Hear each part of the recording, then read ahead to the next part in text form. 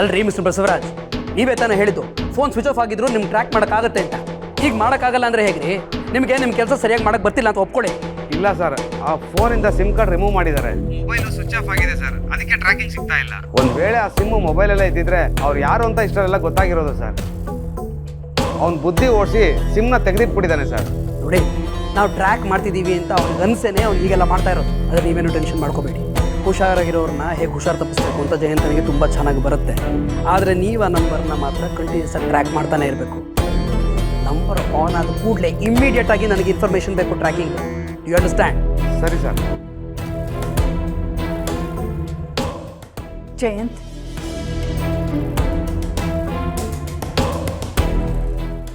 ಯಾಕಪ್ಪ ಎಷ್ಟೊಂದು ಟೆನ್ಷನ್ನಲ್ಲಿದೆಯಾ? ನೀನು ಮೊದಲಿಗಿಂತ ಹೆಚ್ಚು ಕೋಪ ಮಾಡ್ಕೋತಾ ಇದೀಯಾ. ಏನೇನೋ ಯೋಚನೆ ಮಾಡ್ತೀಯ, ಕಿದ್ದಕ್ಕಿದ್ದಂಗೆ ಟೆನ್ಷನ್ ಮಾಡ್ಕೋತೀಯ. ಯಾಕಪ್ಪ, ಏನಾಯ್ತೀಗ? ಏನು ಶಾಂತಮ್ಮ ನಿಮ್ಮ ಮಾತಿನ ಅರ್ಥ? ನನ್ನ ಜೀವನದಲ್ಲಿ ಏನಾಗ್ತದೆ ಎಲ್ಲದನ್ನು ನಿಮಗೆ ಅಪ್ಡೇಟ್ ಮಾಡ್ತಾ ಇರೋಕ್ಕಾಗತ್ತಾ? ನನ್ನ ತಲೆಯಲ್ಲಿ ಸಾವಿರಾರು ಯೋಚನೆಗಳು ಓಡಾಡ್ತಾ ಇರ್ತವೆ. ಸಮಸ್ಯೆಗಳನ್ನು ಬಗೆಹರಿಸ್ತಾ ಇರ್ತೀನಿ. ಲಕ್ಷಾಂತರ ಯೋಚನೆಗಳಿಗೆ ನಾನು ಬಂದು ಇದು ಮಾಡಿದೆ ಶಾಂತಮ್ಮ, ಇದು ಮಾಡಿದೆ ಶಾಂತಮ್ಮ ಅಂತ ನಿಮ್ಮ ಹತ್ರ ಅಪ್ಡೇಟ್ ಮಾಡಬೇಕಾ? ನಂದೇ ಒಂದು ಪ್ರೈವೇಟ್ ಲೈಫ್ ಇದೆ, ಅದನ್ನು ರೆಸ್ಪೆಕ್ಟ್ ಮಾಡಬೇಕಾಗಿರೋದು ನಿಮ್ಮ ರೆಸ್ಪಾನ್ಸಿಬಿಲಿಟಿ. ಅದು ನಿಮಗೆ ಅರ್ಥ ಆಗ್ತಾ ಇಲ್ವಾ? ಅಯ್ಯೋ, ನನ್ನ ಮೇಲೆ ಯಾಕೆ ಹೀಗೆ ಉರ್ದು ಬಿಡ್ತಿದ್ಯಾ? ಏನೋ ನಿನ್ನ ಮನಸ್ಸಲ್ಲಿರೋದು ಹೇಳ್ಕೊಂಡ್ರೆ ನಿನಗೆ ಸಮಾಧಾನ ಆಗುತ್ತೆ ಅಂತ ಕೇಳಿದೆ. ಹೇಳ್ಕೊಳಕ್ ಆಗ್ತಿಲ್ಲ ಅಂತ ತಾನೇ ಹೇಳ್ತಾ ಇರೋದು. ಅದಕ್ಕೆ ತಾನು ಇಷ್ಟೆಲ್ಲ ಸಮಸ್ಯೆ ಆಗ್ತಾ ಇರೋದು. ಸಮಸ್ಯೆಗಳು ಬರೀ ನನ್ನನ್ನೇ ಬಂದು ಒತ್ಕೊಳ್ಳುತ್ತೆ. ಈ ಸಮಸ್ಯೆಯನ್ನು ಹೇಗೆ ಪರಿಹಾರ ಕೊಡಿಸ್ಬೇಕು ಅಂತ ಒಂದ್ಸಲಿ ಯೋಚನೆ ಮಾಡಿದ್ರೆ ನಾನು ಅನ್ಕೊಳ್ಳೋದೊಂದು ಆಗೋದೊಂದು ಎಲ್ಲ ಏರ್ಪೇರ್ ಆಗುತ್ತೆ. ಈ ಥರ ಏರ್ಪೇರ್ ಆದಾಗ ಟೆನ್ಷನ್ ಆಗೋದು ಸಹಜ ತಾನೆ. ಆವಾಗ ಕೋಪ ಬರುತ್ತೆ ಶಾಂತಮ್ಮ. ನಾನು ಸಂತೋಷವಾಗಿ ನನ್ನ ಪಾಡ ಜೀವನ ಮಾಡ್ತೀನಿ ಅಂತ ಬಿಡೋದಕ್ಕೆ ಯಾರಿಗೂ ಇಷ್ಟ ಇಲ್ಲ. ಎಲ್ಲರೂ ಬಂದು ಪದೇ ಪದೇ ಕಿರಿತಾ ಇರ್ತಾರೆ. ಈಗ ಏನಾಗ್ತಿದೆ ನಿನಗೆ? ಯಾರು ಹಿಂಸೆ ಕೊಡ್ತಿದ್ದಾರೆ?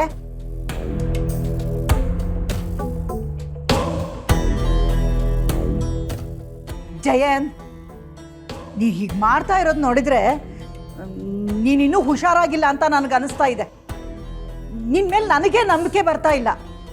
ಇನ್ನು ಜಾನು ಹೇಗೆ ನಂಬ್ತಾಳೆ?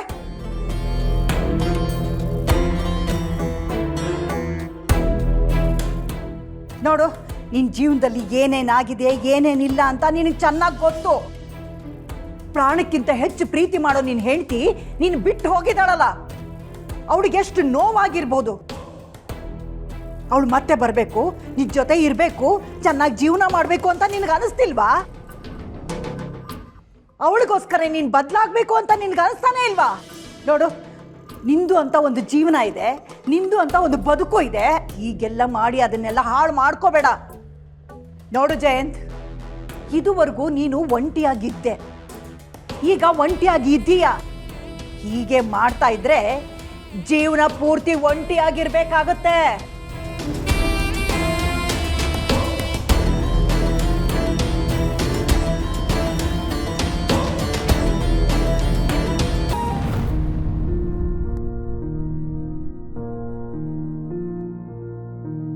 ಜಯಂತ್, ನಿನಗೆ ಮನಸ್ಸಿಗೆ ನೋವು ಮಾಡಬೇಕು ಅನ್ನೋ ಉದ್ದೇಶದಿಂದ ನಾನು ಹಾಗೆಲ್ಲ ಮಾತಾಡಲಿಲ್ಲಪ್ಪ. ನೀನಿನ್ನೂ ಚಿಕ್ಕವನು, ಈ ರೀತಿ ನೋವು ಅನುಭವಿಸ್ಬಾರ್ದು, ಕಷ್ಟ ಅನುಭವಿಸ್ಬಾರ್ದು ಅಂತ ಹಾಗೆ ಮಾತಾಡಿದೆ. ನೀನು ಚೆನ್ನಾಗಿರ್ಬೇಕು, ಸಂತೋಷವಾಗಿರ್ಬೇಕು ಅನ್ನೋದೇ ನನ್ನ ಆಸೆ. ನಾನು ಮಾತಾಡಿದ್ರಿಂದ ನಿನ್ನ ಮನಸ್ಸಿಗೆ ನೋವಾಗಿದೆ ಅಂತ ನನಗೆ ಗೊತ್ತು. ಅದೇನು ಮಾಡಲಿ, ಸಿಟ್ಟಲ್ಲಿ ನೋವಲ್ಲಿ ಹಾಗೆ ಮಾತಾಡ್ಬಿಟ್ಟೆ. ನನ್ನ ತಪ್ಪಾಗಿದೆ, ಕ್ಷಮಿಸ್ಬಿಡಪ್ಪ, ನನ್ನ ಕ್ಷಮಿಸ್ಬಿಡು. ನೋಡು, ನೀನು ತುಂಬ ಒಳ್ಳೆಯವನು, ನನಗೆ ತುಂಬ ಸಹಾಯ ಮಾಡಿದೀಯ. ಕೆಲಸದವಳಾಗಿದ್ರು ನನ್ನನ್ನು ತಾಯಿ ಥರ ನೋಡ್ಕೊಂಡಿದ್ಯಾ, ಮಗನ ಪ್ರೀತಿ ಕೊಟ್ಟಿದೀಯ. ಆದರೂ ನಾನು ಹಾಗೆಲ್ಲ ಮಾತಾಡಬಾರ್ದಾಗಿತ್ತು, ನೋವಲ್ಲಿ ಮಾತಾಡಿದ್ದೀನಿ. ಮನಸ್ಸಲ್ಲಿ ಇಟ್ಕೋಬೇಡಪ್ಪ, ಸಾಧ್ಯ ಹತ್ರ ಕ್ಷಮಿಸ್ಬೇಡು. ಆದರೂ ಹಾಗೆಲ್ಲ ಮಾತಾಡಬೇಕು ಅಂತ ನಿಮಗೆ ಯಾಕೆ ಅನ್ನಿಸ್ತು? ನಿಜವಾಗ್ಲೂ ಅಷ್ಟು ಕೆಟ್ಟವನು ಶಾಂತಮ್ಮ? ಅಯ್ಯೋ ಇಲ್ಲಪ್ಪ, ನೀನು ಕೆಟ್ಟವನಲ್ಲ. ನಾನು ಏನು ಮಾಡಲಿ ಶಾಂತಮ್ಮ? ನಾನು ಮೊದಲಿಂದ ಬೆಳೆದು ಬಂದಿರೋ ರೀತಿಯೇ ಇದು, ಜೀವನ ನೋಡಿರೋ ದೃಷ್ಟಿಕೋನನೇ ಇದು. ದೇವರು ನನ್ನ ಸೃಷ್ಟಿ ಮಾಡಿರೋದೇ ಹೀಗೆ ಶಾಂತಮ್ಮ. ಮೊದಲಿಂದನೂ ಒಂಟಿಯಾಗಿ ಬೆಳೆದು ಬಂದ್ಬಿಟ್ಟೆ. ನನ್ನನ್ನು ಪ್ರೀತಿ ಮಾಡೋರು ಯಾರು ನನ್ನ ಜೀವನದಲ್ಲಿ ಉಳಿಲೇ ಇಲ್ಲ ಶಾಂತಮ್ಮ. ಒಬ್ಬೊಬ್ಬರನ್ನಾಗಿ ಕಳ್ಕೊಂಡು ಕೊನೆಗೊಬ್ಬ ಒಂಟಿಯಾಗಿ ಕುಳಿತುಬಿಟ್ಟೆ.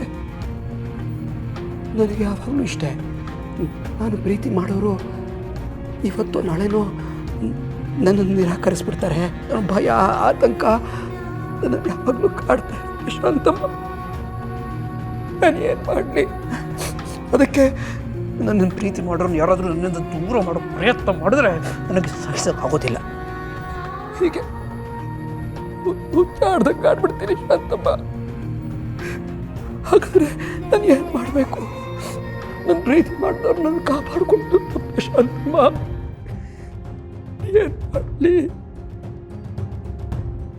ಇದೇ ಸಮಸ್ಯೆ ಶಾಂತಮ್ಮ. ನೀವಾದರೂ ನನ್ನ ಅರ್ಥ ಮಾಡ್ಕೊಂಡಿದ್ದೀರಾ ಅಂತ ಅಂದ್ಕೊಂಡಿದ್ದೆ. ನೋಡು ಜಯಂತ್, ನಿನಗೇನು ಸಮಸ್ಯೆ ಇದೆ ಅಂತ ನಿನಗೆ ಅರ್ಥ ಆದಮೇಲೆ ಅದಕ್ಕೆ ಪರಿಹಾರ ನೀನೇ ನೋಡ್ಕೋಬೇಕಲ್ವೇನಪ್ಪ. ನಿನ್ನ ಪರಿಹಾರ ನೀನು ಹುಡ್ಕೊಳ್ದಿದ್ರೆ ನಿನ್ನ ಜೀವನ ಸರಿ ಹೋಗಲ್ಲ. ನೋಡು ಜಯಂತ್, ನೀನು ನನ್ನ ಮಗನ ಹಾಗೆ, ನೀನು ಕೂಡ ಎಲ್ಲರ ಥರ ಸಂತೋಷವಾಗಿರಬೇಕು ಅಂತ ನಾನು ಆಸೆ ಪಡ್ತೀನಿ. ನಿನ್ನಲ್ಲಿ ಇನ್ನೊಂದು ಮುಖ್ಯವಾದ ಸಮಸ್ಯೆ ಇದೆ. ಅದೇನಂದ್ರೆ, ನೀನು ಏನು ಅನ್ಕೋತೀಯಲ್ಲ ಅದೇ ಸರಿ ಅಂತ ನೀನು ತಿಳ್ಕೊಂಡ್ಬಿಡ್ತೀಯ. ಆದರೆ ಅದು ನಿನಗೆ ಸರಿ ಅನಿಸ್ಬೋದು, ಪ್ರಪಂಚಕ್ಕೆ ಅದು ಸರಿ ಅನಿಸ್ತೇ ಇರ್ಬೋದು. ಹೀಗಿದ್ದಾಗ ನೀನು ಹೀಗೆ ಹಠವಾಗಿ ಆಗಿದ್ರೆ ನಿನ್ನ ಎಲ್ಲರೂ ದೂರ ಮಾಡ್ತಾರೆ. ನೀನು ಎಲ್ಲರಲ್ಲೂ ಒಂದಾಗಬೇಕಪ್ಪ. ನಿನ್ನ ತಪ್ಪನ್ನು ನೀನೇ ಗುರ್ತಿಸ್ಕೋಬೇಕು, ತಿದ್ಕೋಬೇಕು. ಆಗ ಮಾತ್ರ ನೋಡೋರಿಗೆ ನೀನು ನಮ್ಮವನು ಅಂತ ಅನಿಸೋದು. ಇಲ್ಲಾಂದರೆ ನಿಂದೇ ಸರಿ, ನೀನೇ ಸರಿ ಅಂದ್ಕೊಂಡು ಒಂಟಿಯಾಗಿದ್ಬಿಡ್ತೀಯ. ನಿನ್ನಲ್ಲಿರೋ ನೀನು ಅನ್ನೋದನ್ನು ಕೊಂದು ಹಾಕಿ ಎಲ್ಲರ ಜೊತೆ ಒಂದಾಗಿ ಸಂತೋಷವಾಗಿರು. ನಾನು ಹೇಳಿದ್ದೀನಲ್ಲ, ನಿಧಾನವಾಗಿ ಯೋಚನೆ ಮಾಡು, ಆಗ ನಿನಗೆ ಸರಿ ಅನಿಸುತ್ತೆ.